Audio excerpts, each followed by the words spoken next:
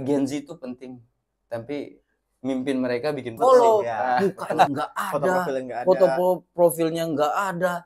Terus baru namanya itu, aduh, udah deh. Apa DZJB, gitulah. Yang lebih lucu gini Bang, sudah nggak ada foto profile, di private, baru postingannya 0. Bismillahirrahmanirrahim. Assalamualaikum warahmatullahi wabarakatuh. Kembali lagi di podcast Sampul Said. Hari ini kita kedatangan anak muda yang saya pikir cukup luar biasa atau sangat luar biasa, karena kita kenal Oyon itu mulai dari mungkin waktu di urusan duta, Betul. ya urusan Betul. duta sampai urusan MC. saya sering ketemu ya, ya kalau di acara nikahan atau acara-acara kegiatan pemerintah juga kadang juga dulu ya. Ya. Nah, beberapa kali juga diskusi, bahkan dulu juga pernah podcast di Polres, betul. pernah ketemu. Nah, hari ini kita hadirkan Bang Oyon. Atau nama lengkapnya deh, kasih pengenalan. Andriono. Nama lengkapnya Andriono ya. Dipanggil Oyon biasa. Dipanggil Oyon itu waktu pas SMA sih. Oh, SMA. Panggilan Oyon tuh dan melekat sampai sekarang akhirnya. Ya, akhirnya jadi jadi nama panggung juga akhirnya. Sampai nama panggung. Nama panggung karena MC kan orang-orang taunya Andre Oyon. Oyon. Padahal Oyon itu sebutan waktu masih sekolah ya. Betul. Oke. Oyon hari ini datang kita panggil sebagai salah satu tokoh pemuda yang ada di Penajam Pasir Utara yang ngurusin Gen Z. Ngurusin Gen Z. Iya, betul sih. Ngurusin Gen Z ya. Ngurusin Gen Z karena tema kita bicara tentang Gen Z itu penting, tapi mimpin mereka bikin pusing. Ya, betul sih. Nah, ya, tema tentang Gen Z ini kan menarik. Oyon saat ini aktivitasnya sebagai di Pantai Amal. Di Pantai Amal. Saya kalau main jobnya bekerja di Pantai Amal sebagai HR manager atau HR manager. Tapi kalau yang di side jobnya itu sebagai MC. Profesional MC. Tapi rutin masih ya? Kalau MC-nya masih rutin? Masih rutin, alhamdulillah. Masih banyak yang percaya untuk pakai jasanya. Nah, wajib nih. Ada MC. Kita punya kualitas MC sekaliber. Ya saya anggap, buat saya ya, Oyon itu nyaman. Bukan saya promosiin Oyon, tapi ya sekalian lah. Ya, saya salah satu orang yang merekomendasikan Oyon untuk bisa digunakan dalam jasanya atau kemampuannya, skillnya bicara tentang MC ya, karena cukup menarik dan punya tim. Iya, ada WO juga. Jadi sedang membangun sih, sudah dibangun. Lagi sedang berprogres untuk wedding organizer-nya. Ya. Dari semua, baik itu di urusan ngurusin aktivitas di Pantai Amal sampai ngurusin beberapa organisasi. Itu dia Oyon. Kita ngomongin Gen Z. Karena Gen Z, kalau kita ngomongin generasi Z sendiri, apa yang ada di benaknya? Di benak saya. Ya. Oke, kalau saya kan sama Bang Said kan dari generasi milenial. Ketika milenial lagi ngobrolin Gen Z. Iya, betul, kita milenial lagi ngerosting Gen Z nih. Jadi Gen Z itu banyak diibaratkan generasi yang instan yang pertama. Kemudian yang kedua generasi yang banyak yang bilang baperan, mental tempe. Sekarang kan lagi. Padahal tempe enak loh ya. Betul, tempe kesukaan saya padahal Gen Z ini kalau kita bilang dia itu adalah anak-anak yang kreatif yang pertama. Kemudian berani untuk menyuarakan pendapatnya, itu adalah Gen Z. Cuma tergantung dari di lingkungan mana mereka dibentuk, itu aja sih. Tergantung. Artinya circle mereka berpengaruh terhadap Gen Z itu sendiri. Betul. Karena mudah banget terpengaruhnya mungkin gitu. Betul. Mudah. Jadi ya kalau misalnya circle-nya ya dalam arti tanda kutip baik, ya dia kan juga ikut baik. Kalau negatif ya juga ikut negatif. Kan ngurusin Gen Z, bahkan hari ini langsung berhadapan dengan teman-teman Gen Z. Apa yang bikin pusing sebenarnya? Dari kebiasaan seorang Gen Z ketika bekerja, bahkan di konten-konten TikTok ataupun di Reels, kita sering bilang tuh apa? Dia mau menawarkan sesuatu aja langsung emosian gitu, langsung lempar. Kan ada tuh konten-kontennya. Betul. Kalau kita bicara gimana nanganin Gen Z, sebetulnya kalau dari saya memang lebih tricky ya, agak tricky sedikit. Kalau kita mau bilang sebetulnya mereka itu adalah orang-orang yang realistik ya. Gen Z itu orang yang realistik, cuma mereka itu dibayang-bayangin sama ketakutan mereka tentang mental health. Kan sekarang kan dikit-dikit mental health ya kan. Kemudian setelah itu mereka baperan gitu ya. Bawa perasaan. Padahal kalau kita bilang bawa perasaan tuh udah dari zaman kita dulu, cuma bahasa baper tuh baru booming sekarang aja. Iya, betul. Kata baper itu sebetulnya udah lama banget. Cuman viral bahasa di telinga itu baru-baru ini. Sama ini mereka kan kalau untuk di dunia kerja itu mereka punya apa ya namanya, yang work life balance itu. Jadi mereka kerja dengan kesenangan mereka di kehidupan itu harus seimbang. Harus seimbang. Artinya bukan bekerja berdasarkan untuk memenuhi kebutuhan, tapi harus sinkron dengan kesenangan dia. Sebenarnya menarik sih. Bekerja berdasarkan kenyamanan, kan begitu ya. Betul. Tapi kan permasalahannya kan rezeki kita juga nggak pernah tahu kan. Ya, kita ditempatkan di mana dan diporsikan di mana sama saya kayak saya nih. Saya jurusan ilmu pemerintahan, tiba-tiba jadi wartawan, jadi jurnalis. Ini kan. Betul. Nah, saya harus menyesuaikan diri karena milenial ya. Cuman di Gen Z ada kecenderungan dia agak sulit ketika dia bekerja kalau tidak sesuai dengan passionnya. Ya itu kalau menurut saya, kalau Gen Z ini kan rata-rata kan mereka pengennya kerja sesuai dengan passionnya mereka. Tapi kalau menurut saya lulusan-lulusan baru atau fresh graduate sekarang kan rata-rata Gen Z kan ya, sudah masuk di Gen Z. Kalau mereka mau langsung yang pertama punya gaji yang tinggi, kemudian juga kerja sesuai passionnya, itu over target sih menurut saya. Karena ketika kita baru lulus, kita apply ke perusahaan, pengen penghasilan lebih banyak, betul, kerjaannya malas, ya malas, banyak tidur, betul. Jadi agak susah, itu terlalu over target menurut saya. Terlalu berekspektasi tinggi, karena kan butuh proses kan. Iya, dikira kali tiba-tiba gitu ya, langsung ada di tempat yang lebih baik, lebih nyaman, begitu lulus tuh kemudian dapat gaji 3 digit ya. Nggak gitu kawan. Nah, Gen Z kreatif. Saya coba untuk ngulik sedikit bicara tentang kreatif, karena jujur aja ya, di era Gen Z ini kan digital itu yang jauh lebih paham, bahkan mereka lebih paham kreativitasnya. Artinya memang kalau seandainya ini bisa dikelola dengan baik, sebetulnya ini bisa jadi power atau kekuatan yang besar untuk meningkatkan sebuah perusahaan atau teamwork. Betul. Jadi gini Bang, kalau menurut saya Gen Z ini kita nggak bisa underrated mereka kan, ibaratnya. Karena mau bagaimanapun, entah itu di perusahaan atau organisasi, nanti yang akan meneruskan kita ini adalah Gen Z ini sendiri. Konsekuensinya kita harus terima itu. Nggak bisa, regenerasinya dia. Betul. Jadi kadang-kadang bukan hanya Gen Z yang harus beradaptasi dengan kita, tapi kita juga harus beradaptasi dengan Gen Z tersebut. Kalau dulu kan mungkin kita taunya survive aja kan.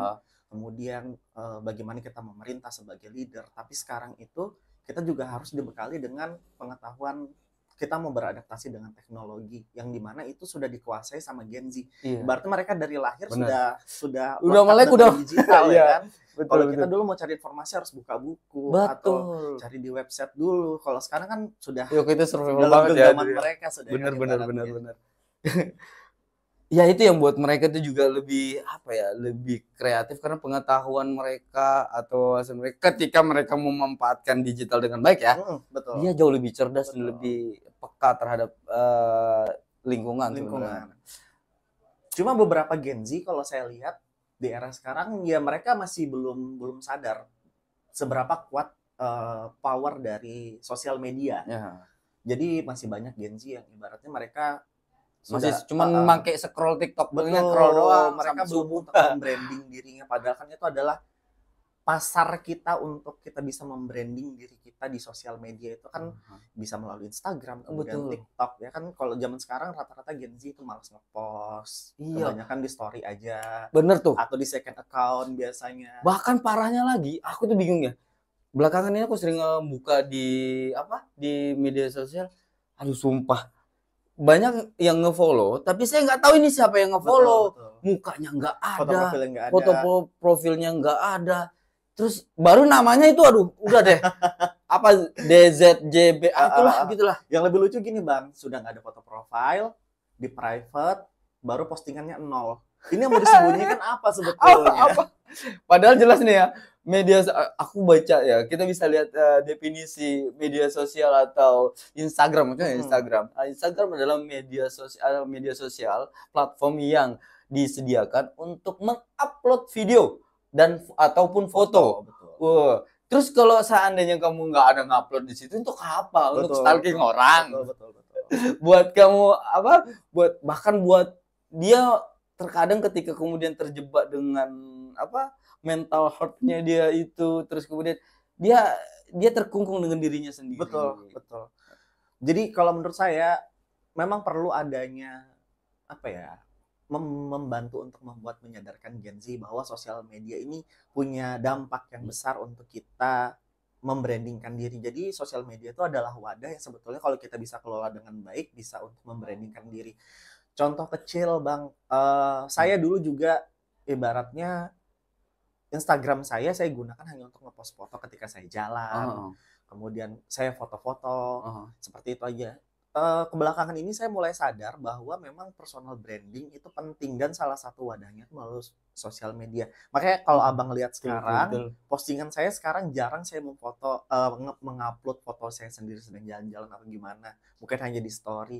Kebanyakan saya mengupload pekerjaan saya supaya orang tahu bahwa saya adalah seorang MC yang pertama. Kemudian kelebihan saya apa, kelebihan saya di public speaking, seperti itu sih. Ya, setiap orang punya orientasi terhadap apa mau dipergunakan apa media sosial, membranding diri. Hal yang terpenting itu mempublish informasi yang positif. Karena apa? Karena itu bisa menjadi sebuah gambaran atau cerminan seseorang. Jadi asumsi publik itu melihat kita dan menilai kita itu salah satunya dari media sosial. Media sosial kita. Apa yang kamu post, apa yang kamu publish di media sosialmu itu menjadi indikator, oh ini bisa jadi MC.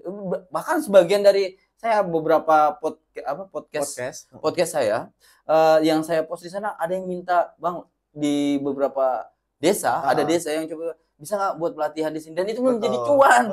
Bukan cuma bicara tentang AdSense dari Google AdSense dari Google ya, tapi ada potensi rezeki lain yang kemudian ketika kita mempost sesuatu yang positif. Terlepas aku juga suka hobi ngepost anak-anak sih sebenarnya. Aku ngepost anak-anak itu cuma satu sebenarnya. Bukan klarifikasi di sini. Enggak klarifikasi. Saya cuma pengen nyampaikan bahwa saya pengen anak-anak kelak tahu bahwa apa yang menjadi sebuah aktivitas saya publikasikan dan saya abadikan agar tersimpan. Karena saya belajar dari Facebook saya, ternyata waktu dia masih bayi aku bisa lihat tadi. Kadang-kadang aku nggak punya album kenangan. Iya, betul. Aku akhirnya aku bisa pegang lagi nih. Padahal handphonenya udah rusak tuh, hilang sudah. Karena media sosial saya masih ada, jadi saya masih punya dokumen-dokumen. Itulah yang saya lakukan. Kenapa saya mempublish aktivitas anak-anak saya, dan saya pengen anak-anak saya juga tahu bahwa saya betul-betul menyayangi dia, dan itu saya abadikan buat mereka. Itu salah satu dan itu menurut saya pribadi bahwa itu membranding diri saya, bahwa saya hari ini mempost aktivitas positif. Kan aktivitas positif, membranding diri melalui media sosial. Gen Z malah kecenderungannya yang menguasai tentang teknologi malah cenderung menutup. Sebagian besar. Bukan sebagian besar, kayaknya hampir 80%. Aku ngeliatnya hampir 80%, sumpah. Saya nggak ada ya. Karena beberapa media sosial, walaupun ada sebagian yang memang anak-anak Gen Z yang memang sudah ngerti bahwa media sosial itu bagian untuk mempublish. Saya nggak ngerti buat apa. Tujuan mereka itu apa sih? Coba mereka itu nggak nge-publish atau nggak nge-post aktivitas mereka, atau kamu siapa? Iya. Saya rasa masih belum ketemu ini sih, Bang. Ketemu jati dirinya. Belum ketemu jati dirinya. Itu kalau dia udah ketemu jati dirinya, pasti dia bakal mempublish hal-hal yang terkait tentang dirinya sih. Nah, makanya gini. Aku juga agak sedih. Kamu nge-post misalnya gini, pasangannya, bahkan yang sudah nikah itu ada juga loh. Yang sudah nikah itu tidak nge-post pasangannya gitu. Oh iya, ada juga. Apalagi yang pacaran ya cuma disimpan bahunya. Oh ya ada juga. Ya menurut saya unik aja kalau dulu waktu era-era Facebook kita rame-rame hal-hal konyol pun jamet pun itu kita post pada waktu itu. Zaman dulu ya. Ya kan. Nah, terlepas dari itu semua media sosial yang kita bahas tentang masalah Gen Z. Ada hal unik apa yang bisa kamu tangkap dari ketika kamu memimpin anak-anak Gen Z ini? Hal unik apa yang bisa? Yang pertama saya belajar, saya harus beradaptasi. Saya bilang tadi harus beradaptasi dengan teknologi yang mereka memang sudah kuasai. Jadi saya harus bisa beradaptasi dengan itu. Kemudian saya juga tahu bagaimana culture-nya anak-anak Gen Z sekarang. Jadi kalau zaman kita dulu, ketika kita di suatu organisasi atau perusahaan dengan pemimpin kita atau ketua kita atau bos kita, kan mereka lebih banyak menghargai kita. Kamu harus begini, harus gini. Kalau zaman sekarang Gen Z nggak bisa kita gituin. Jadi kita harus lebih banyak mendengar mereka terlebih dahulu. Kalaupun mereka buat kesalahan, kita dengar dulu apa alasannya mereka buat kesalahan ini, merasa salah atau tidak. Nanti jadi ketika kita menasihati dia, memberikan mereka advice, itu bisa lebih diterima sama Gen Z. Oh ya ini pelajaran buat saya karena hampir rata-rata teman-teman di kantor ini rata-rata Gen Z ya. Gen Z. Sama bang saya juga.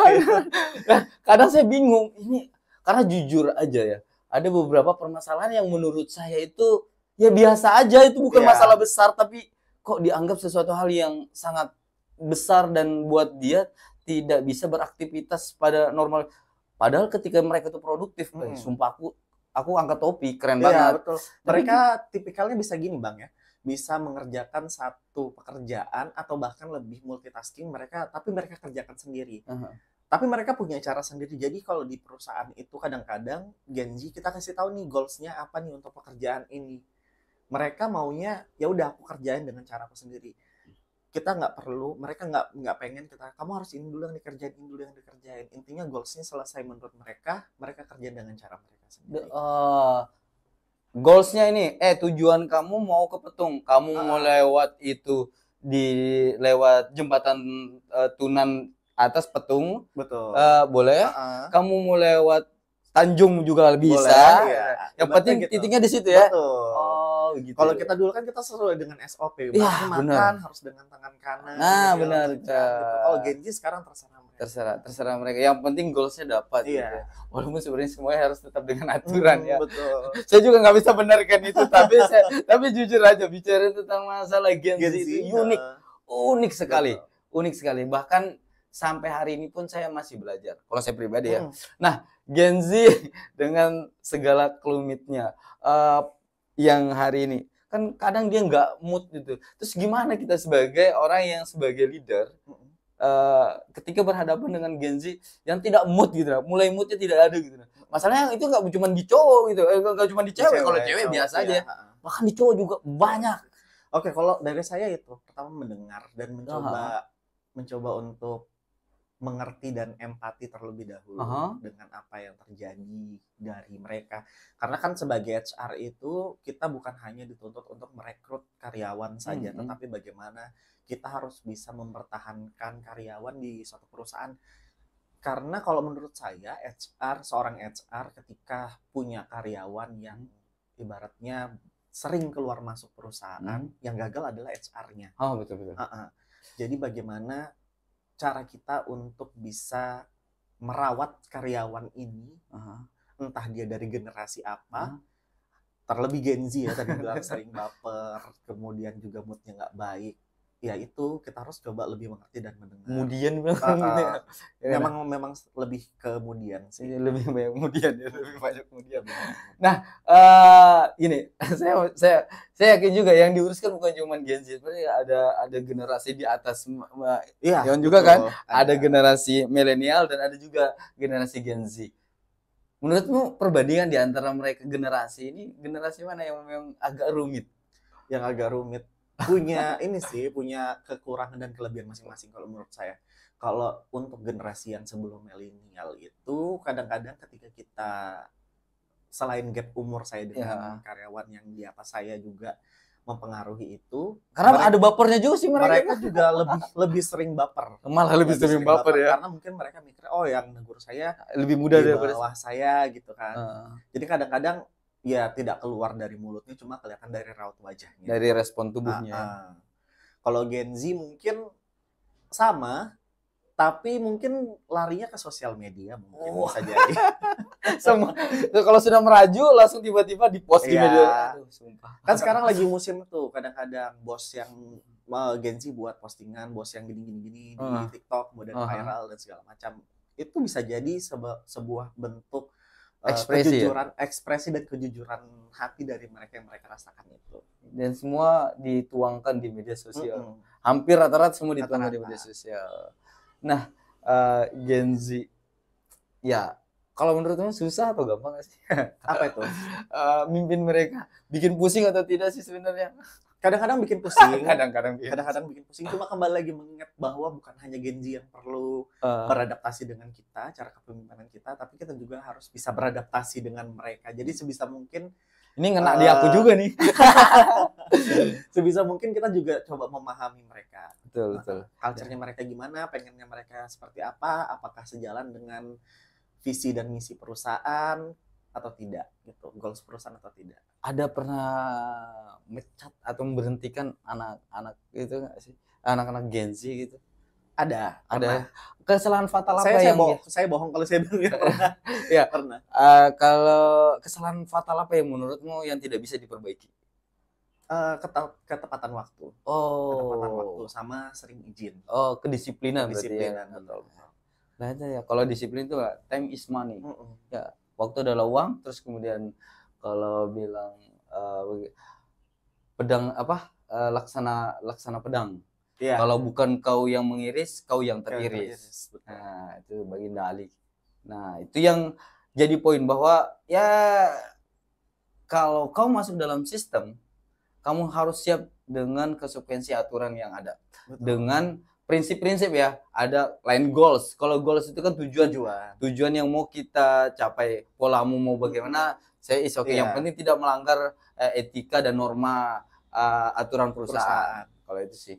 Kalau saya sih ngelihatnya ya. Nah, ada pesan khusus nggak sih buat teman-teman Gen Z kita di sana? Pesan khususnya itu lebih eksplorasi diri yang pertama. Kemudian kalau kita mau bilang suatu saat kan dia bakal jadi pemimpin, akan jadi pemimpin.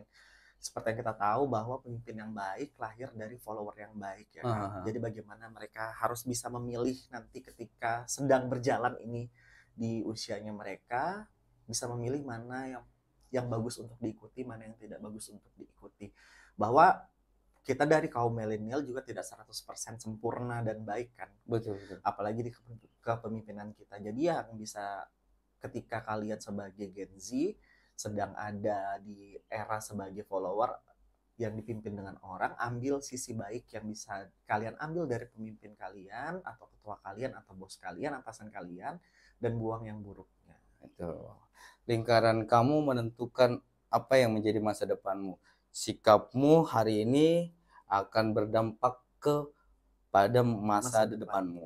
Nah, poin itu kita dapat bahwa sebenarnya kita punya keyakinan teguh bahwa Gen Z itu punya masa depan yang insya Allah cerah. Kenapa? Karena dia juga menguasai digital. Ya, betul. Bahkan bakal jauh lebih cerah dari kita. Karena dia punya kemampuan, saya anggap kemampuan di luar dari rata-rata milenial ya. Karena di fase kita itu bicara tentang teknologi, kita ya gini deh, contoh deh. Saya mau cari informasi tentang